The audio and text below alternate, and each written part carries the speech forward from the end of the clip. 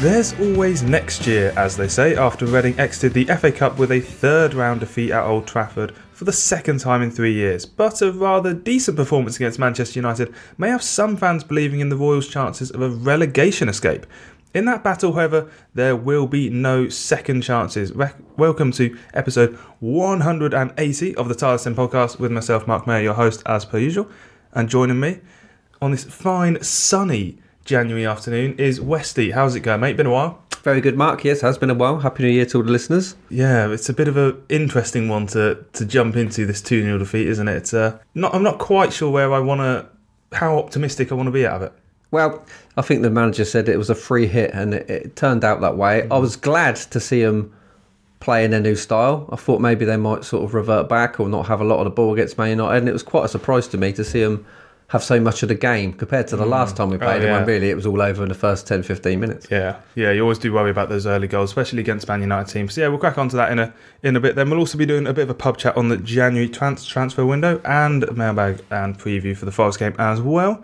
But before we do that, a quick thank you to all our Patreon donators. The money continues to drip through and be used in hopefully some very useful ways. Hopefully you noticed that with the coverage that we do. And as we get into the January transfer window, that will be a lot of man hours probably going into that, and all the gossip and our transfer tracker that we have on the website and everything as well. So big thank you to all those who continue to donate as we get into the January purse strings being tightened and everything, and hopefully not too much around the club. We're getting onto that in a little bit, so we'll crack on then with the recap. The view from the Tilehurst End, recapping all this week's action. Now, Westy, in defining this performance, I'm really reluctant to call it plucky or valiant, or those sort of terms that usually get thrown around when a smaller team goes to a bigger team and does well but doesn't win. So how do you sort of define this? Because I'm sort of struggling to come up with the right term almost. I mean, plucky and valiant are often used, and I see you've wrote them down, hence you've used them in this quick speech. But I think encouraging was one. I don't think it taught us anything we didn't already know. Gomes obviously looking at it with fresh eyes, but we've been here before and seen it before. I think the worry was going back to possession-based football, was it's going to be a bit Stam-esque and a bit boring, and 50 touches in your own half that were completely unneeded. I thought it was better than that. I thought they tried to get it into the midfield quickly, and they tried to move the ball to get it forward as fast as they possibly could. I would say sometimes it was a little bit pedestrian when they had better opportunities to get going quicker, especially when they got the ball wide.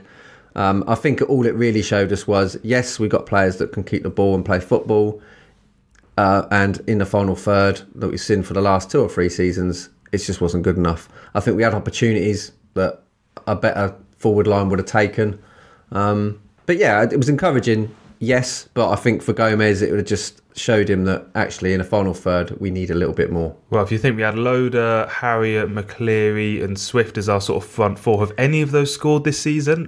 Maybe Swift has, but I really can't. Well, Harriott scored last week, so yeah, exactly. Yeah. So you got 1 or 2 goals in that front four in its entirety, which is not anything. No, it's not anything serious, is it? And that showed, didn't it? And I think even when you looked at other options that we've got in especially in centre forward, I don't think there's a lot. I mean, I know people have ranted and raved about Mayte in more recent weeks, but again, is he the answer? I don't really see it consistently from him. Yes, he's had a couple of decent performances and he's been much better than he has been in previous years. But again, I don't think he's the answer long term. And I don't think anyone's really, when you look at the forward line, it comes back way too quickly. I think Loader, yes, he ran around, he got in a good position, he probably should have scored. But again, he doesn't offer you enough. If you're trying to keep the ball, you want someone you can hit in forward areas, either over the top or on their chest, a bit like Jason Roberts and Kermigan, and they haven't got that sort of player. And until they can replace or get that sort of player, I think they're always going to struggle to play possession-based football and keep the ball in forward areas, or at least look dangerous. Because I don't think, although we had opportunity, we never really looked like we was going to hurt them, did we? Yeah, it's that kind of indecisiveness. And you could tell when Man United came forward with the ball, it was snappy passing and they got into a shooting position very quickly. Whereas with Reading, we got there eventually. But apart from that Loader sort of going through one-on-one and a couple Harriott chances from outside the area, there wasn't that like clear-cut opportunity that we needed. And that's actually, I think, is Yadom, who had about 3 shots on goal. And that shows that it took an extra man gambling and finding extra space. And then at the end of the day, it falls to the wrong man in that sense, because Yadom isn't going to ping it in from 15 yards, has he? No, I genuinely just thought it for anyone like ourselves or people at home that have watched Premier League games compared to Championship games over the last 10, 20 years, it told you all you needed to know. I think Man United probably had another 3 or 4 gears to go up that they never actually used. And whenever they had opportunities, they put the ball in the net. And that was really the difference. Was there a big difference between defence and midfield? No, I thought Reading were pretty good. Probably better in both areas. Well, probably not defensively, but certainly in midfield.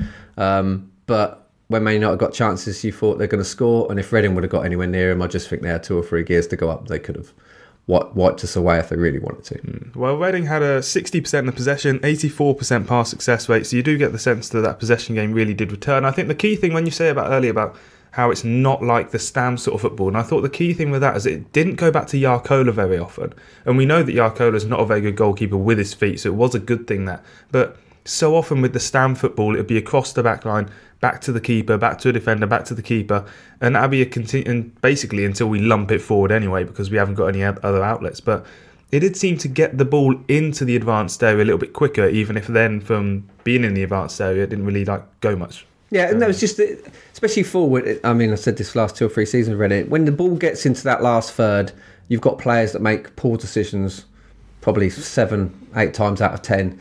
And I think this game showed that up quite nicely. I thought whenever we had opportunity or needed a quick ball or needed a cross or needed to shoot when you had the opportunity, it just didn't happen. And I think until you can get someone who can do that, then you're always going to struggle. Yeah, so let's talk about some individual performances that we did pick out as very promising. We sort of said Danny Loader earlier, good positioning. At the end of the day, you're playing with an 18-year-old striker. There's going to be that indecisiveness and everything. But I thought Kelly was very decent. Hadn't played in a while. Liam Moore looked very assured.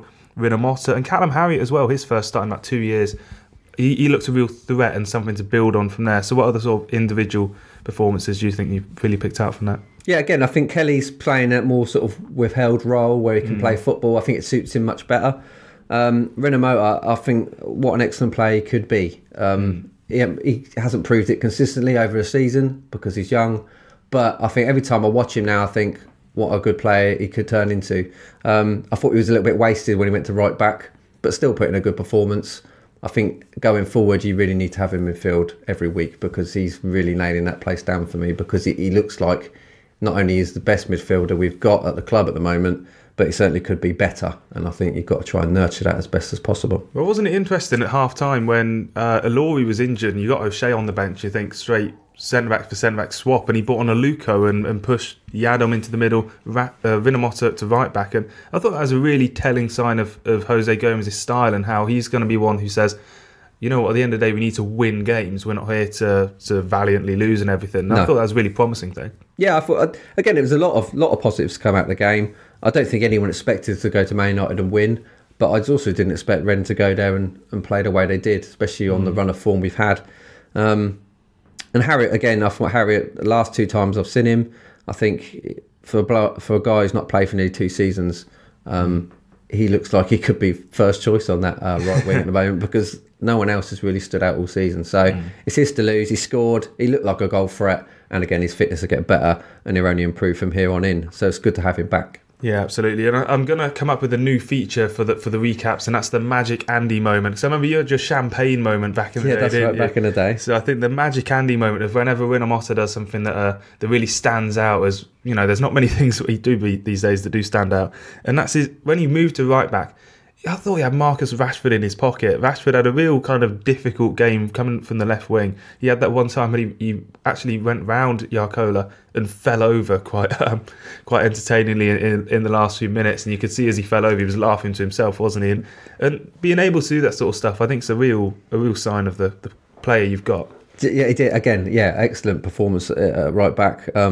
Again, I hope he doesn't nail that position down because I think he's better in midfield. But with Rashford, we was talking about this at work today. I said he tripped over the ball and fell on his backside and laughed about it. I said, I don't think they'd be laughing if the game would have been a bit closer. That's the sort of thing you get booed for.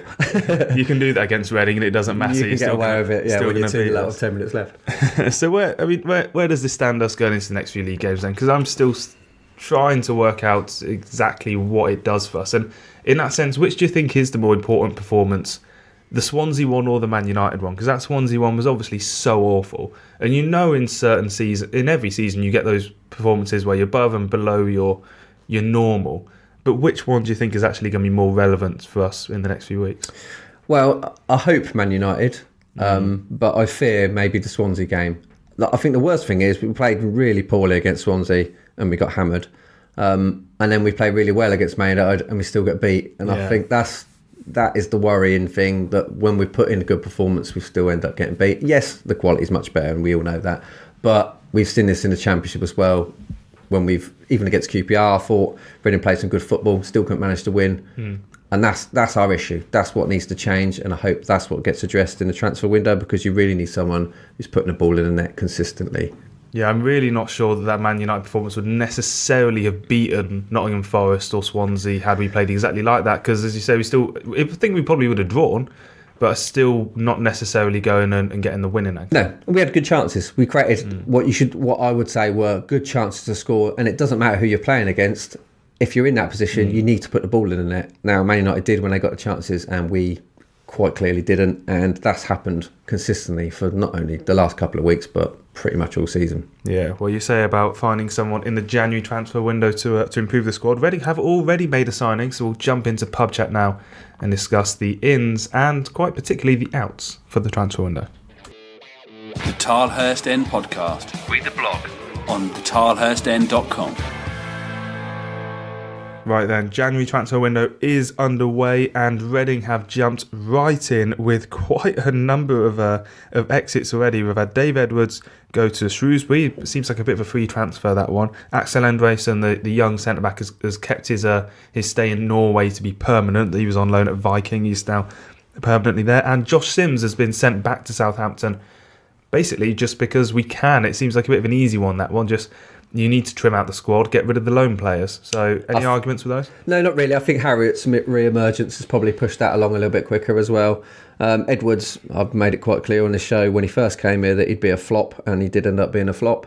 Like I said, if you've done 10 years at another club, it's very rare you come to a side and step into it and carry that over, because you've built up that 10 years of credit, and when people see you with fresh eyes, they realise you're finished. Especially when you are, if you're a box-to-box midfielder and you're getting on a bit and your physicality and his fitness isn't quite there, then you lose your best asset, really, don't you? Do you know what? I think it'd be a great sign for Shrewsbury. I think his heart will be in it, and he'll probably go there and be a star man. And everyone will love him. Yeah, and everyone will love him, and good luck to him. But Sims, again, he's shown flashes. I mean, he's got a lot of penalties this year. But he's never really nailed down a position, which he should have done. He come with a big bill in. And as for the young defender, it's a good opportunity for him to play first-team football, and you can't really blame him for going. And for Reading, we've seen we've got a lot of good centre-backs at the club as well.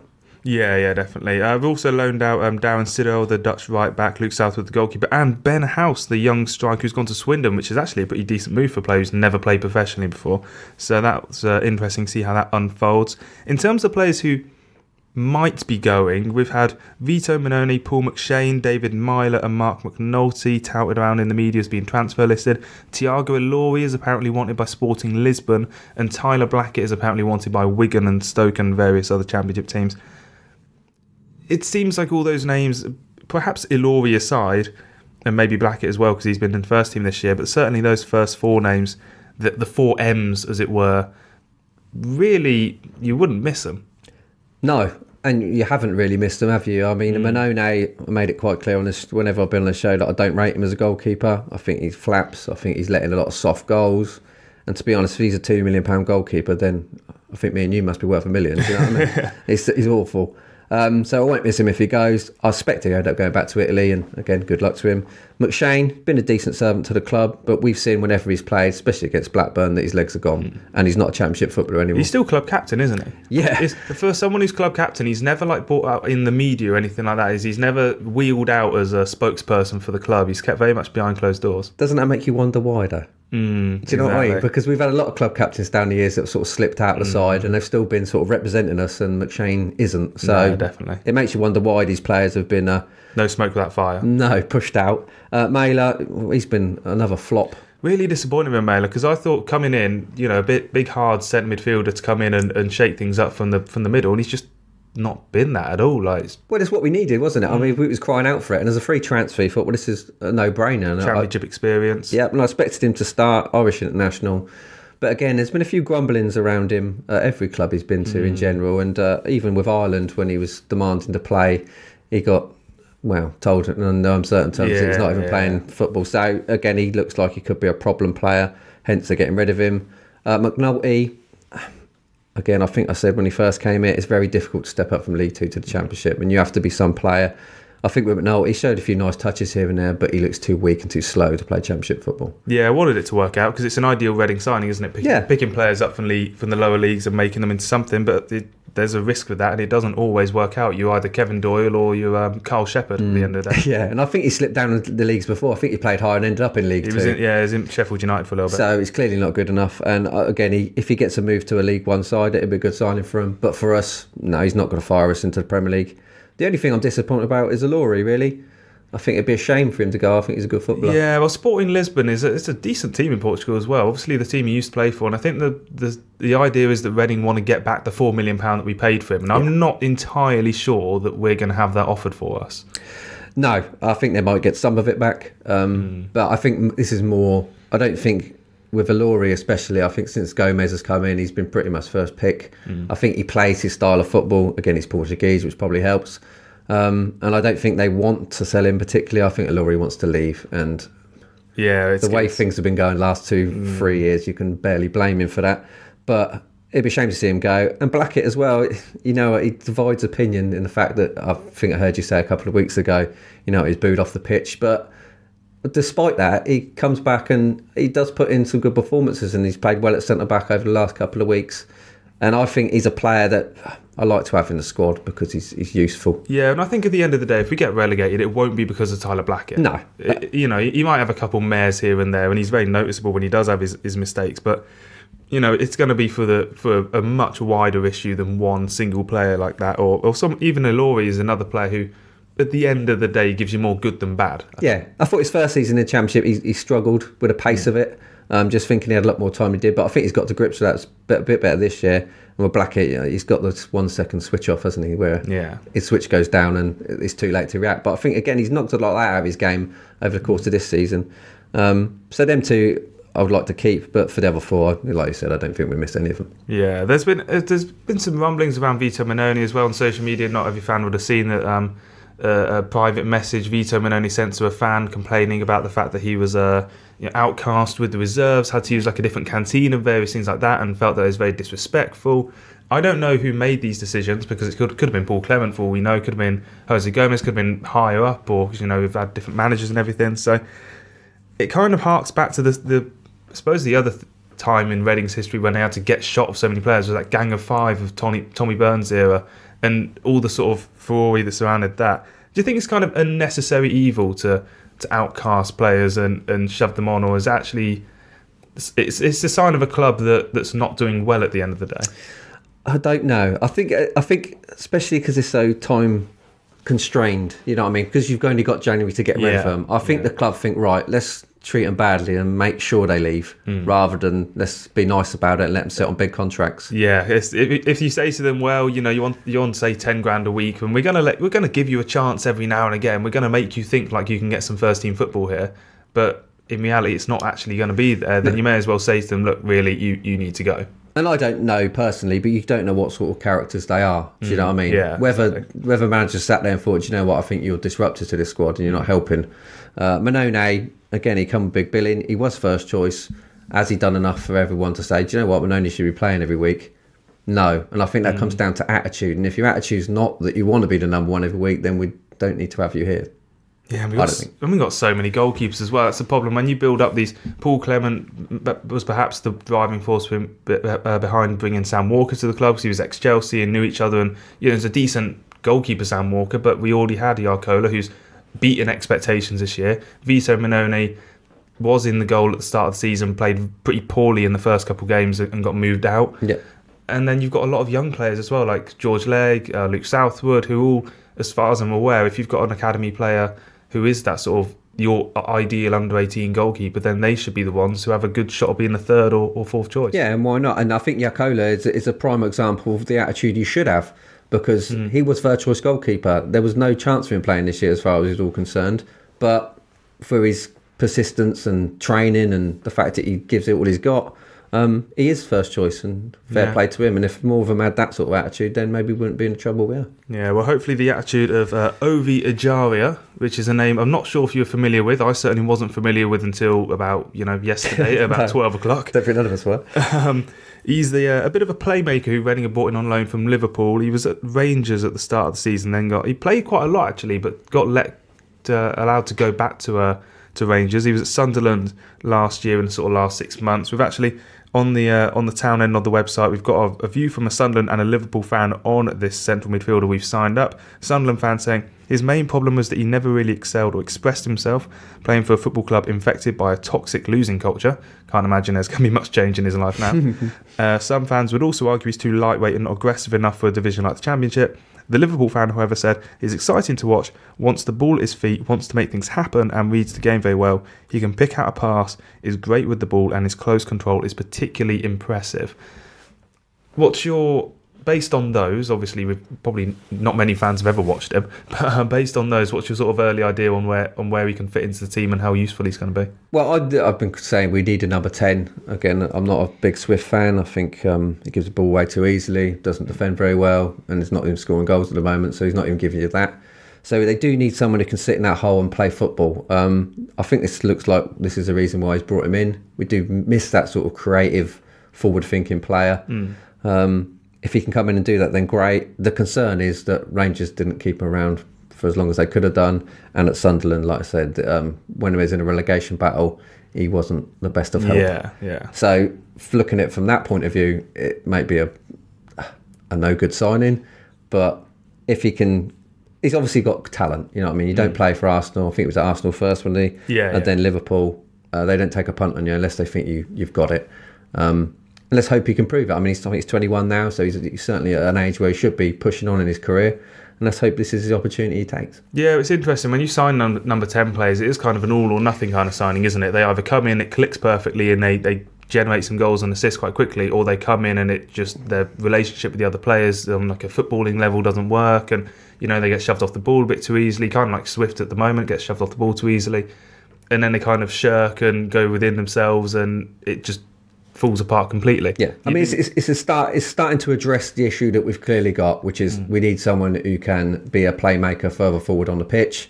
But it doesn't make any difference whatsoever if the other three players that you're attacking with can't do the job of putting the ball in the net. Yeah. So it doesn't matter how many balls you put through. If the ball goes wide or keeper keeps saving it, then you've got no assists when you should have. You know what I mean? Yeah. Essentially. So it's a step in the right direction. We need to get forward-thinking players and players that can produce something further forward. Will he do it? Let's hope so. Yeah, well, one player who he's going to be up against in the sort of selection stakes is Sonny Aluko, who came off the bench and played relatively well at United on the weekend, and he's one of the players that's discussed in the mailbag, which we'll be moving on to now. Get social with the boys. Find them on Twitter at the Tilehurst End and facebook.com/the Tilehurst End. Right then, as we were saying just off there, is this the third coming or the fourth coming of Sonny Aluko? An impressive moment off the bench, and it seems like he might have a Reading career after all that time of him not having a Reading career. And in the mailbag, Paul Williams starts us off, former podcast associate of yours. Definitely. He says, to use the old cliche, if Gomes can get Aluko playing to his level, then he will be like a new signing. Luke Rogers saying Aluko played great in a more central role at Man United. I'm hoping he gets a chance in that position over the next few games. And Neil Hussey saying, I'd give Aluko another chance. If we have cash to spend, I'd like to see Jack Watmore, a centre-back at Portsmouth. He could replace Laurie should he go. Now, Sonny Aluko, is it like we have a choice, basically, in giving him another chance? Because if you don't play him, then you're playing someone who is equally on bad form. I think when we first signed Aluko, everyone was pretty happy with that. I don't remember too many people saying that's a poor signing. Yes, we paid a lot of money for him, but from what I'd seen of him, certainly against us in certain matches, he ripped us apart. Have we seen that at Reading? No, we haven't seen it at all. And I think the more his sort of poor performance came, the worse it gets for him. You start trying harder and then making more mistakes. Aluko's got talent. We know he has. Has he showed it to us? No, he hasn't. Again, a new manager could be what he needs to sort of reinvigorate him. I think he's better probably playing central because I think down the wing he becomes a bit one-trick pony and a bit light. And like cut inside and too predictable. But centrally, I think he can run with the ball. He can cause teams problems. Can he do it consistently? He's seen him do it at Fulham. We could do with him really, even if he plays another 25% better. Do you know what I mean? We'll be happy with that.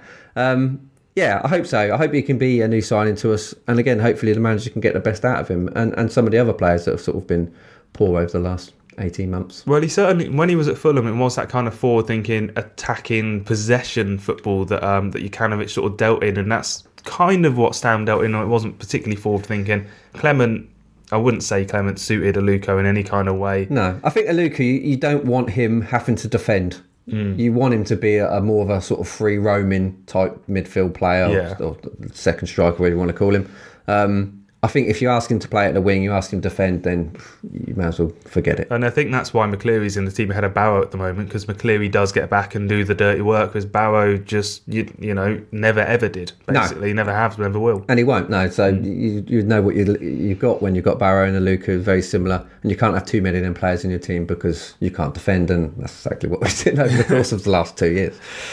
Fenn has asked, he says, target man striker who's proven at this level is what he wants to see. A loan deal will do. Need someone to hang around the 6-yard box and stick it in the net. Tom Jordan saying that without knowing Gomes' conversation with the players, he thinks Gunter should stay, as he always has given his all for the club. Aluko is beginning to fit into the midfield. Bring in Peter Crouch on loan as a target up front. Play as we did at United and score goals.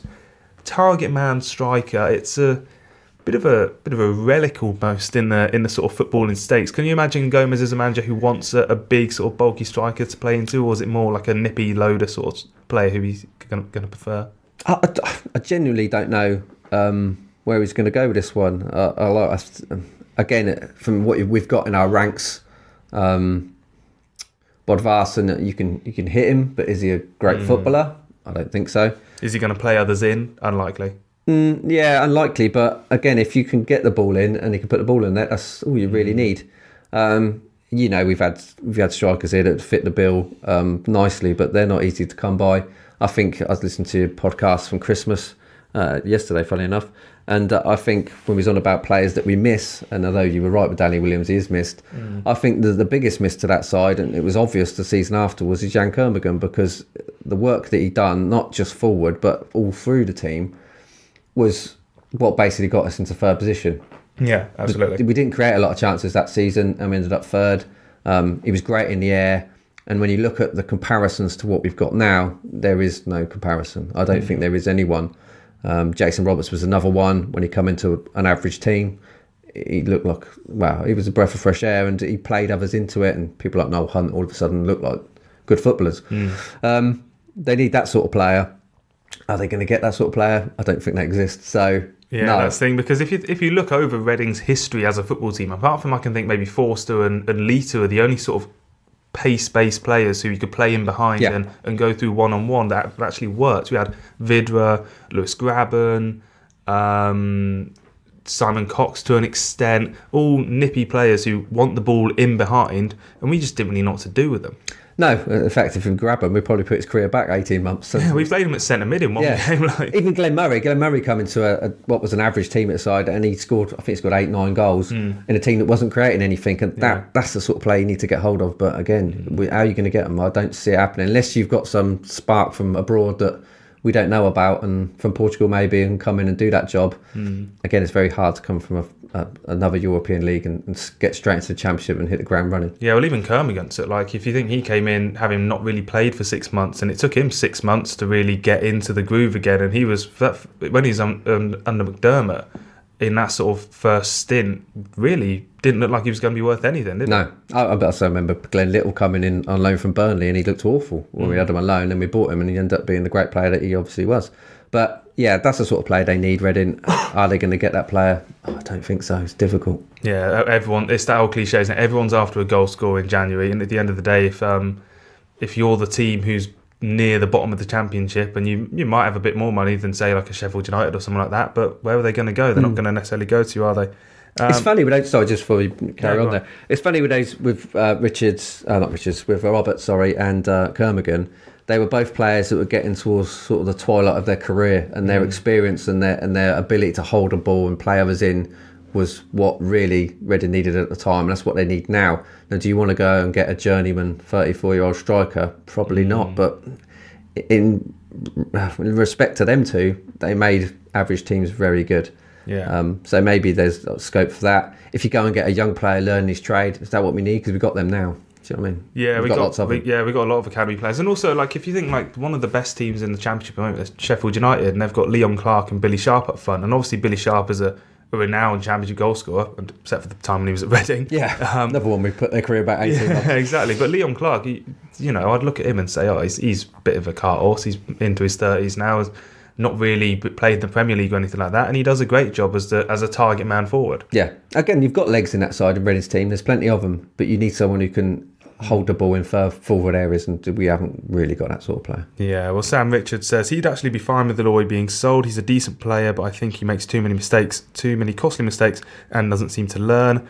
But hoping we can sign a good, solid defender to play with more on a regular basis. Centre-back's the highest priority signing for Sam, followed by a goalkeeper, a centre midfielder, and a striker. I would say we have a lot of centre midfielders at the moment, and with Eza Talahi, and Bakuna not currently in the team, you've already got Kelly Swift, now Ajaria, and Rina Motta. Seems like centre mid and also centre back. If you're selling players to then bring in people, it's unlikely to me that we're going to go and sign someone better than Ilori. No, I don't think so. We will. Seems a risky game to be letting people go and then hoping that whoever you bring in is better. The thing is, Matt, I mean, we keep harping on about how poor we are defensively, but when you're defending for a lot of the game, you are going to concede goals, and if there's no one in forward areas that can hold the ball, like I keep talking about, then you're under pressure all the game, and that's basically what's happened for the last 2 seasons. I don't think signing a centre back is a high priority. It wouldn't hurt to have another decent one, obviously, but again, I think they need someone who's got championship experience and, is an older head, but not O'Shea. Yeah, not sure. Someone who can still move would be nice. Yeah, older head, younger legs. Yeah, just definitely sort of, I'm talking about 28, 29 sort of age, not 34, 35, 36, But again, getting them sort of players, they're a premium. And do you want to sit another young centre back in there with more, knowing the problems we've had all season? I don't think you do, unless they're exceptional. But you ain't going to get that sort of. I always think when it comes to the defence, I always think that it's the coach is 80% more important for how the defence is set up and how it's organised than it is in almost pretty much any other position. Because you think like Tony Pulis and Neil Warnock, no matter what defenders they have at clubs they go to, it works. Yeah. They manage to get them defending well, and I think it's all about the planning and organisation of the defence that makes the difference. And players like Ilori and Moore, if Moore played for a Tony Pulis team, then he'd probably be one of the best defenders in the Championship.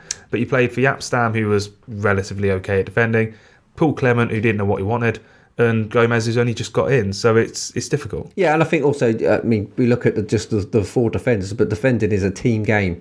And if the team's organised and it doesn't get there in the first place, then you defend well. Yeah. And I think that's been Reading's major problem. I think I said at the start of the season, I thought the central midfield was going to be their issue. I think they're addressing that now, but certainly throughout the season, no one's really nailed down a position. Even now, Kelly's in and out. I think they're too open sometimes, and with players like Swift and Kelly and not Renamo, I'm not going to count him in this, but even Bakuna, I think when you've got your backs to the wall, I think they go missing far too often. Yeah, it always worries me when it's Kelly and Swift as part two men in a 3-man midfield. I think that's far too bypassable. You can always get players in and around them, and the other players are going to just shrug them off half the time, aren't they? Yeah, exactly. And do you know my mate come over from Australia, and he come to not the last time game, the one before. And he said, Bakuna looks like a decent player. I said, yeah, you wait until they can see the goal. And then as soon as they can see the goal, he's kicked the ball out of play 3 times. He's tripped over his own laces. I said, he's not the sort of bloke you want in the trenches with you. No. And even the other day when he got sent off needlessly, I didn't think he'd done a lot wrong. But even so, he's got that in his locker. And I think we've got too many players in midfield that don't really battle too hard.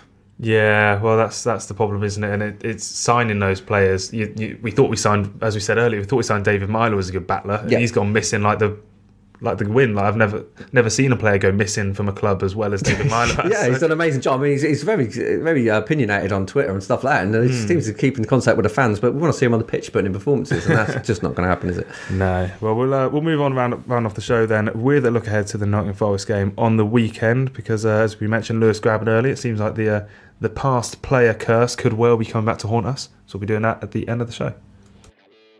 The Tilehurst End podcast. By Reading fans, for Reading fans.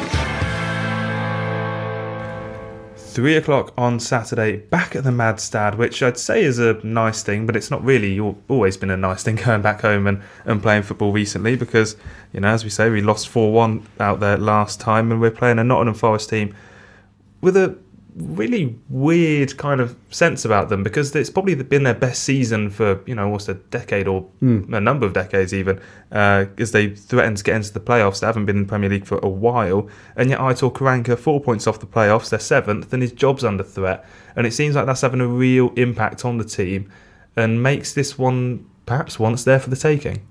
Well, you'd hope so. They've got patchy form, but they've got some form. You know what I mean? They're the sort of team that can produce a result against better sides than us, that's for certain.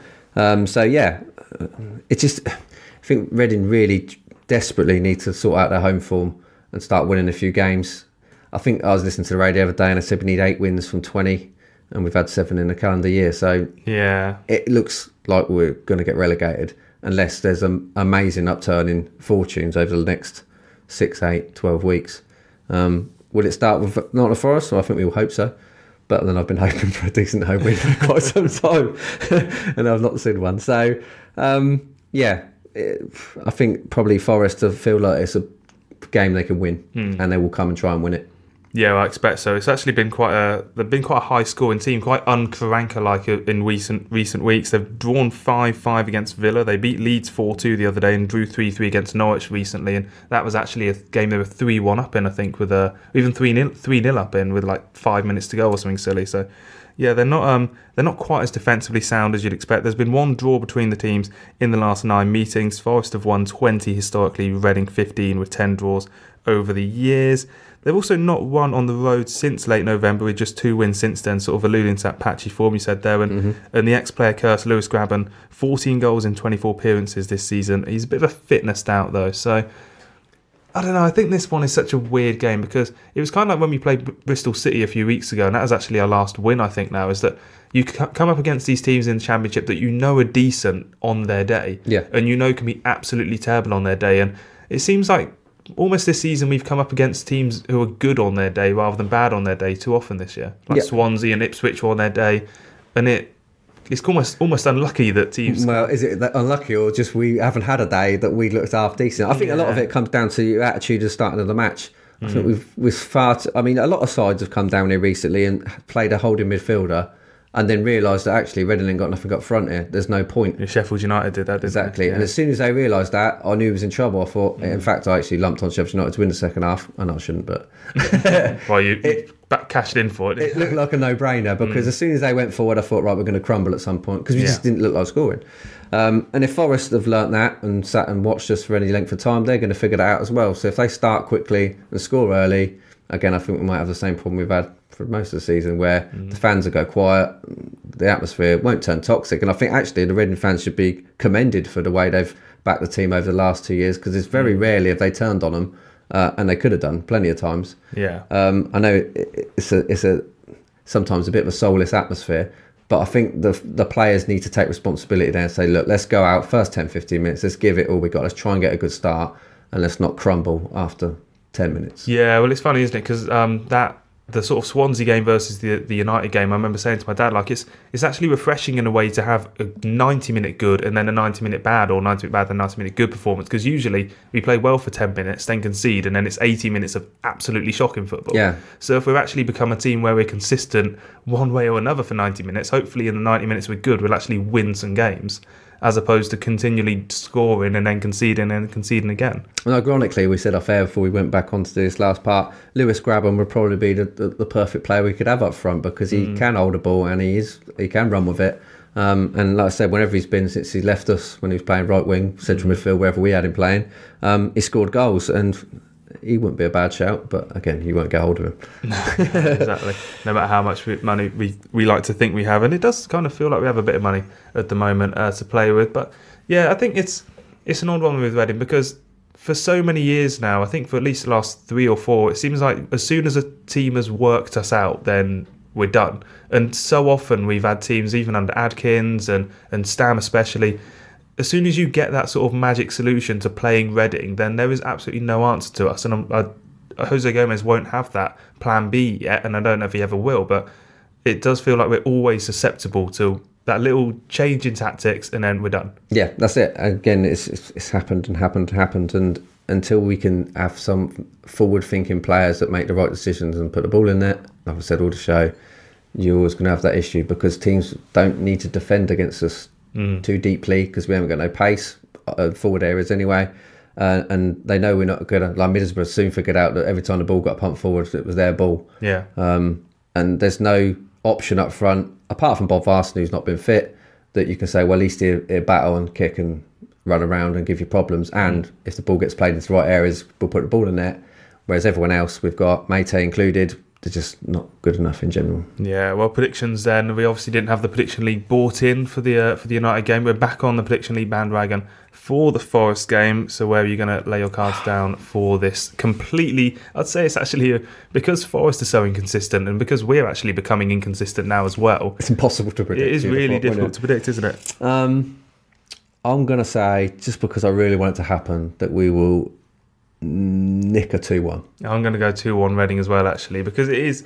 I genuinely don't think that's going to happen, but I just really want it to. I also think at some point, even the worst teams win games, and it feels like this is one of those with Karanka being under pressure and Reading having come off a good performance. We're not going to... I can't imagine we're going to change the team at all, if very much. No, and I can't imagine that the manager will put up with a performance like the Swansea one again. No. And I don't think the players, if they're going to stay up, they really need to start this week, and I think this is a decent opportunity to get a decent result. Definitely. And also, if the other players in the team are looking at how players like Manoni are being outcast and sent on their way to League One and whatnot, then they should really realise that they're also susceptible to being shown the door. Definitely. And I like the fact that we had 4 academy starters against Man United. Yeah. I like that. I think again it's been sort of pushed to the back of everyone's mind over the last year or so. Bringing these players through, they look good enough, and if they're good enough, then they should play. And at least, like McIntyre, who started every week, at least them players, they want us to win because they're from here, or they're Reading fans, or they've been here a long time. And I think that is probably the only way that we might stay up. The fact that players that are on the pitch actually are desperate to stay up, rather than, it doesn't matter, we can go somewhere else afterwards. Yeah, it's funny you mentioned McIntyre, actually, because he lives basically down the road from where we're doing this podcast now. He's about 2-minute drive away from here, and he actually it turned out that in that Rotherham game where we got a bit of a bash to the head and played on, that he had a fractured skull, which seems a bit like who was that City goalkeeper? Is it Bert Troughton or something like that? Bert Troughton with a broken neck. Yeah, it seems like it should really be held up on that sort of pedestal, but sadly we're not that good a club to be able to bring those players through. So, yeah. Well, on that point, could you imagine someone like Mo Barrow or staying out on the pitch with a fractured skull? No, I don't think so, sadly. No. I think if he broke his toe, broke his toe now, he'd probably come off. That's what I'm saying. That's the difference. And that's the sort of player you need. Yeah. I think Callum Harriott is someone who can fit into that category now, as someone who can fight, having been down for 2 years, that he can come back and do stuff. The best one like that was Sonko, when he done his cruciate ligament and still played for half an hour. And that ruined his career, sadly. Ruined his career, but that's a proper man. Yeah, you can respect that kind of that loss of earning that he made. Or I suppose he got back to the Premier League, but and didn't do so well. So that draws to the end, episode 180 of the Tilehurst End podcast. Ollie will be in position on Thursday to fully preview the Nottingham Forest game, and then we'll be back next week to look back on Reading's triumphant return to form and our first push against relegation. And I really hope me eating my words about our strike force, and hope they've scored 3 or 4 goals and I've been completely sharp. I honestly can't think the last time we scored 4 goals. I don't think you might see us score 4 goals for some time. Yeah, not until the first day of League One against Scunthorpe next season. Maybe. Well, thanks for joining us, Westy, for this nice little chat about Reading. Nice to have you back. Always a pleasure. It's nice to get a mention as well on BT Sports the other way. I don't know if you mentioned that. Yes, absolutely. I'm actually going to put that just at the end of the podcast, so everyone can have a listen to that as the BT Sport guys gave us a nice little mention. He said that he's judging the mood amongst the Reading fans and he'd be listening to us, and said that the Tilehurst End was the noisiest part of Elm Park, which some people on Twitter did have a mention say that's not necessarily the case. No, I wouldn't say that was the case, but yeah, it was nice to get a mention in it. Yeah, absolutely. The Tilehurst End, I suppose the way that I put it is that it was the slightly less noisy but more thoughtful section of the Reading crowd, and that's what we always attain to be. Yeah, behind the goal type. Yeah. Still, critique. Yeah, still supporting, but maybe not jumping on the pitch and shouting at people at the end of the day. Maybe eating the pies and not chucking them. That should be our. We used to be the Unprofessional Joker podcast. Now we're eating the pies and not chucking them. I think that's when I run it. It was an Unprofessional Joker podcast. Nah, these days we're far too sensible. Cheers, Westy, then, and we'll be back in a week, and hopefully we'll be celebrating a continued, not a return to form, because I feel like we're on a bit of form now. I kind of hope so. So hoping for the continuation of our good form. Come on, your arse.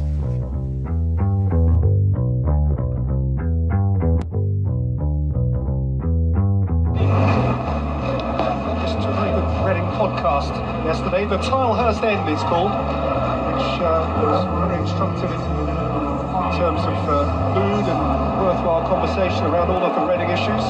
Tilehurst End named after the noisiest part of Elm Park back in the day.